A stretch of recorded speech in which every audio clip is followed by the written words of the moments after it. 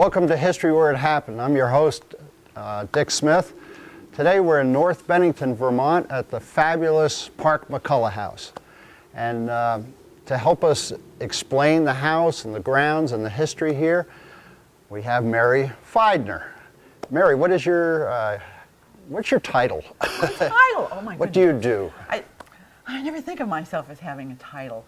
I consider myself as a volunteer and a worker here, but I am... Which you are. Yeah, oh yes, absolutely. And I am on the board of Park McCullough, but the main thing I do is coordinate tours, bus tours, individual tours, visitors who come to the house. And that's why I love telling people about this house. Oh, that's great. Where should we start if we're giving the background and the story here? Where should we start? Should we start here, inside out? Well, for me anyway, the Park McCullough house begins with Hyland Hall, who actually grew up in the farmhouse, which is across the lawn here. Hyland Hall grew up in that farmhouse. He also raised his family there. But his ancestors came from Connecticut in 1779. They built the farmhouse and farmed the land all around here. It was around 800 or 900 acres, wow, something like that's that. Good size. Yes, it certainly was. But you could probably say that he was more or less a gentleman farmer because he was a lawyer. A lawyer? Yes. He served in the Vermont Supreme Court, and he was a representative to Congress. In 1851, President Fillmore sent him and two others as a commission out to California to help settle land disputes. There was a lot going on out in California then. Well, that was the whole gold rush era. It was the gold rush era, yes.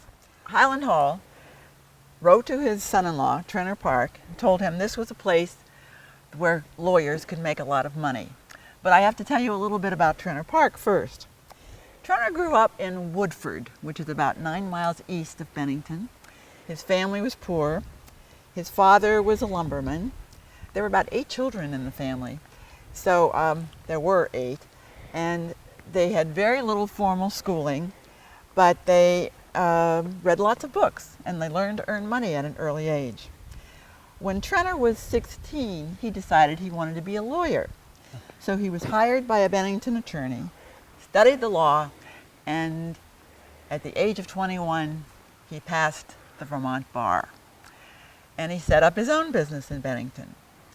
Shortly thereafter that, he married Laura Hall from the farmhouse. So you see the connection. From back here, yeah. Right. Hyland Hall and Trenor Park. The families are connected now. So you can imagine with the background that Trenor had, when he received these letters from his father-in-law about going to California, that was the thing to do. So it took a while for them to get the money together and make the plans. In fact, it took several years. By the time they went to California, they had had their first child, Lizzie, and Lizzie was 3 years old when they went out to California. They were out there for about 10 years, and he did become a millionaire. He worked as a lawyer and invested his money in mines, bought up the debts of mines, and ran them successfully, and ultimately he made all of his money out there. So that was 1850s, yeah, 1849 to just before the Civil War. That's yeah, right. Yeah. That's right. So both Trenor and Laura had large families. The Halls also had 8 children. So there was lots of letters back and forth while they were in California.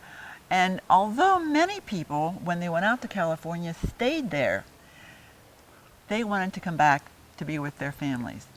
So they came back, and at that point, Trenor negotiated with his father-in-law to buy the farmhouse and 200 acres of land. At that point, they negotiated, or didn't negotiate, they hired a New York architect, Henry Dudley, to design the house that we see today. The Park McCullough house here. That's right. But they built it as their summer home. Mary, the house is magnificent. What style is it in, or why did they arrive at this size building and the style? Well, Trenner and Laura had done some traveling in Europe, and they wanted to build a house that was like those buildings that they had seen. So it's basically French Second Empire in style with many Italianate influences. The house was built, oh, I did mention the architect was Henry Dudley. Right. And Trenner had his hand in the building of this house every step of the way. But the house was built in 18 months between 1863 and 65 at a cost of $75,000. During the Civil War. That was during the Civil War, and I have no idea what the value would be today. Well, I can't even, until you're here to appreciate this. I've seen pictures of it, but I mean, you really have to come here to see this. This is absolutely magnificent. The architectural detail and so on. It was a big statement to build this house here and in this vicinity. So it's still a very important structure for Vermont. So then in 1865, they moved in 1864 or 1865? Actually 1865. It was Christmas Day, 1865.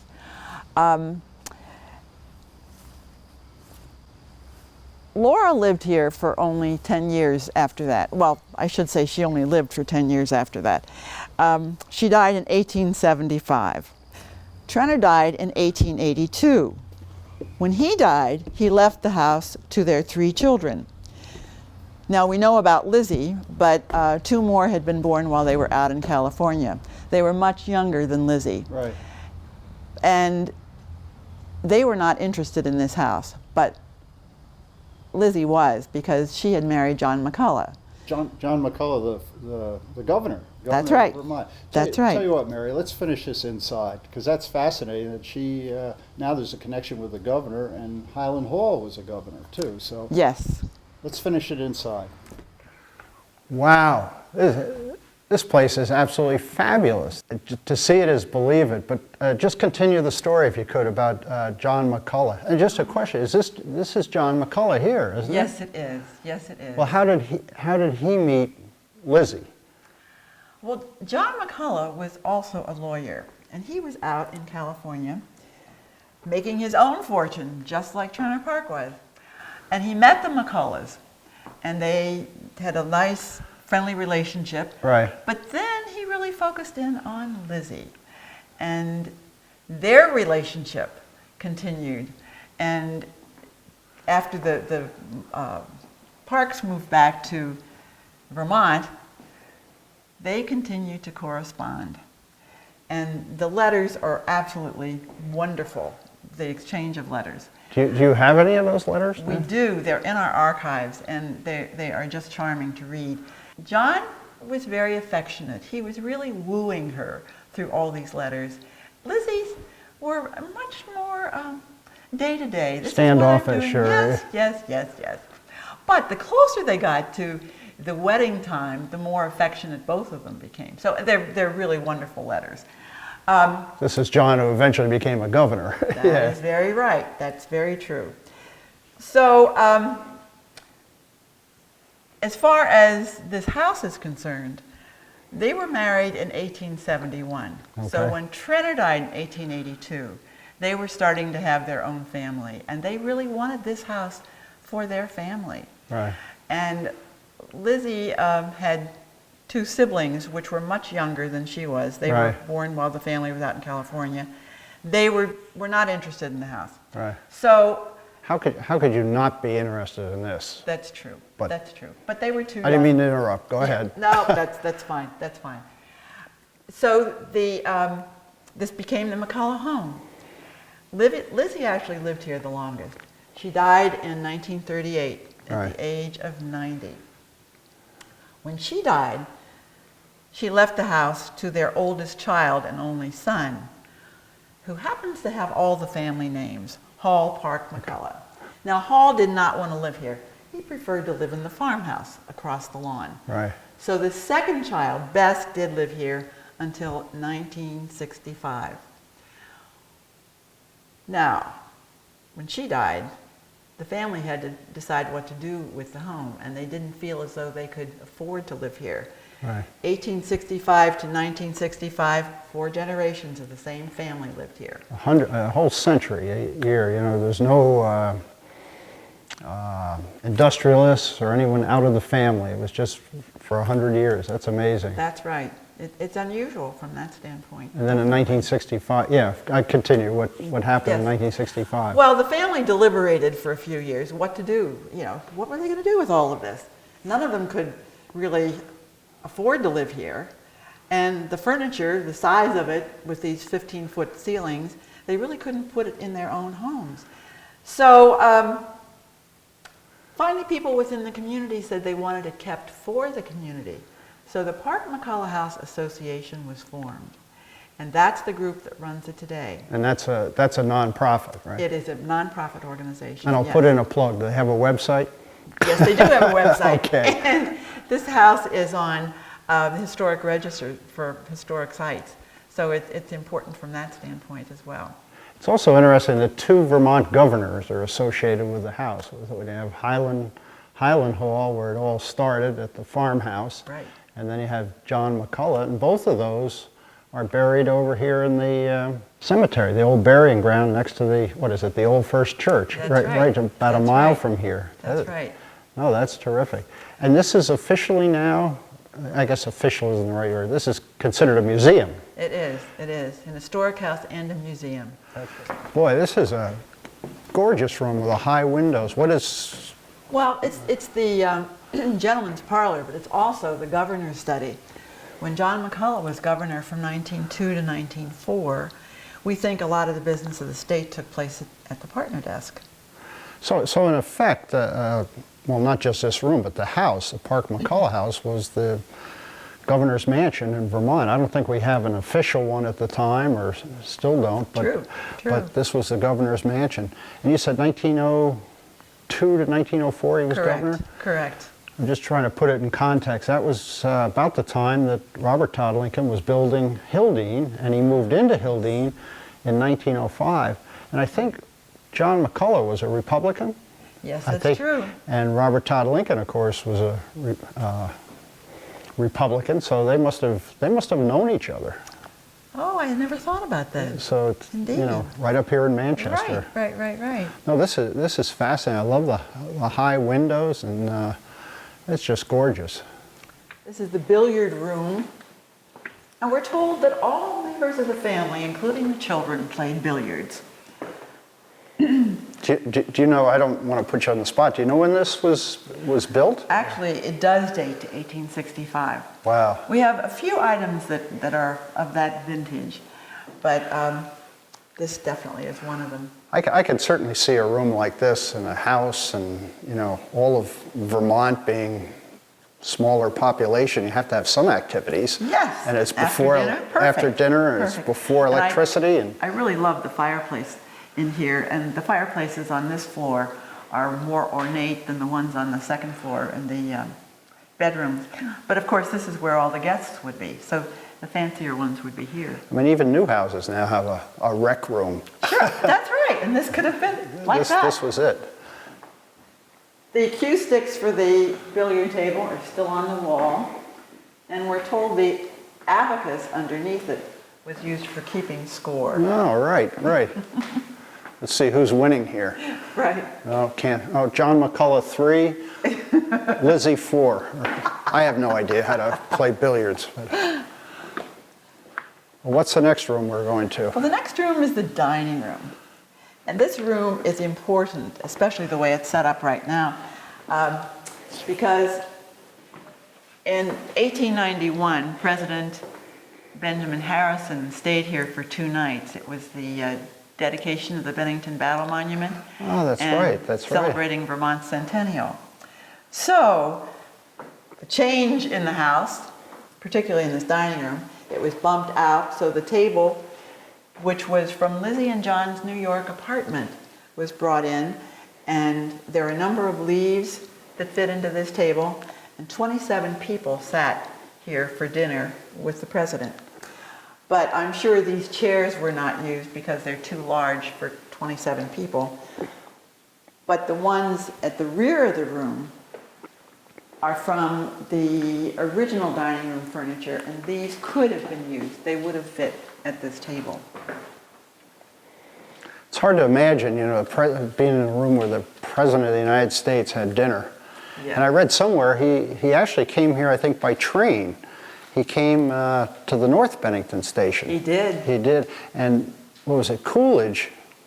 Was it 20, I'm trying to place it now, 30 years later, made that famous speech down but that was at the Bennington station and That's everything. right. Also, where did the Secret Service stay? Well, you know, we only have one person who was here who was designated to be in charge of the president. And I've also had various people, when they visited, said, boy, if that ever happened today, you'd have to have extra buildings for all the Secret Service. Right. I mean, But that was before there was that whole group looking after the that president. celebration up at the Bennington Battle Monument, I understand. I mean, I've seen some documents, and it was a real do, so to speak. It was.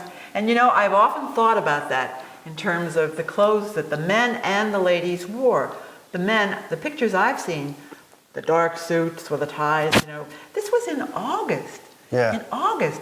And the women with the big skirts and the hoops and all, and the corsets, we complain about the heat now. Yeah. I can't imagine what it was like then. Of course, August is probably the time to be around, the Battle of Bennington was August 16th, so it was probably around that time. It was definitely at that time. Now, this is certainly not original. That looks like a little Kmart. No, we actually had some experts from New York help with the plan of this table. And all of the food the base of it is plaster of Paris. So you wouldn't want to try to bite into any of it. Well, listen, But it had to be prepared in such a way that it looked authentic before the person who made the faux food could do it, Right. so that it would look real. So it was quite a long operation. so he was here 2 nights. That's right, Yeah. that's right. And the table is set for the dessert course for the first dinner when he was in the house. So a lot of presidents have come to Bennington. When you think about Coolidge was here, Harrison was here, That's right. Madison and Jefferson were at the Walloomsac Inn. That's right. And I'm trying to think I of, forgot about that. there's a couple others, but I think Teddy Roosevelt came through here, I think, but yeah, that's... Vermont and Bennington were very important for presidents. Very important. So we come back out into the hall,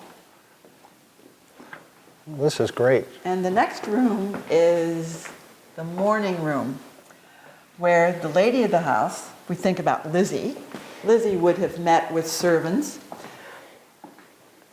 discussing the meals for the day, guests who would be coming, and Lizzie wrote many letters at this lovely little desk over here, because we have many of her letters in our archives. We have other family personal letters, business letters. We have around 40,000 pieces in our archive, which are currently at the University of Vermont in special collections, because we don't have proper storage for all of that here. That's good to hear. I mean, it's in safekeeping. It is, definitely. No, that's terrific. Look at the size of that mirror. I know, and you can, when you look at some of these pieces, you can understand why the family was kind of nonplussed in 1965, what to do with all of this, because they couldn't put it in their homes. Homes of 1965 did not have these high ceilings. Just wasn't the style in 1965. No, not at all. The floor-to-ceiling windows here. Yes. Now, this is the yes. main entrance, right? This is the... Well, this was the porte cochere entrance. Yeah, right. You came in your carriage, this is the entrance you would have used. This is the ladies' parlor, otherwise known as the music room, because the family loved music. They sang, they played instruments. We think they probably danced in the hallway, because it's certainly big enough. Well, I guess in the times, this was probably gas lights Yes. during Civil War in the late the late 1800s, so they had to have big windows to keep the light in. They did. Or let the light in. And everything was gas to begin with, and electricity did not come into the house until 1910. Mary, this is the carriage house. This is the carriage house. Yes, yes. It certainly had a very functional use in the beginning with carriages, and originally the horses were kept in stables separate from the house. But the building was done in parts. The first addition goes all the way to the rear here, and we have stalls for horses. And then there is one more beyond that, an addition that is not connected to this part of the carriage barn. When the family finally had cars, they were put in the garage.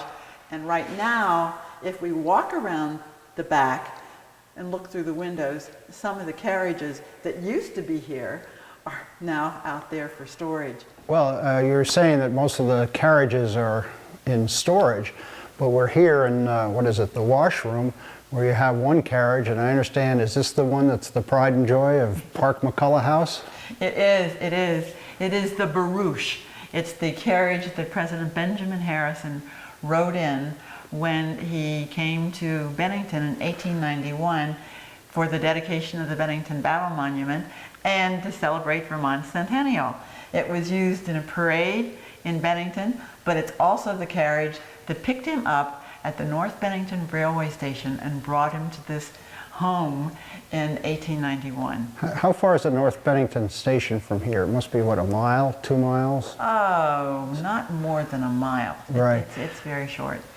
And this isn't President Harrison's possession. This was the Park McCullough carriage that he used when he was here, so it's always been in the collection. That's correct. Yeah. That's correct. That is great. This is really special. I mean, if anyone comes to Bennington, please visit the Park McCullough House. It's absolutely fabulous, and you can view this when you're here.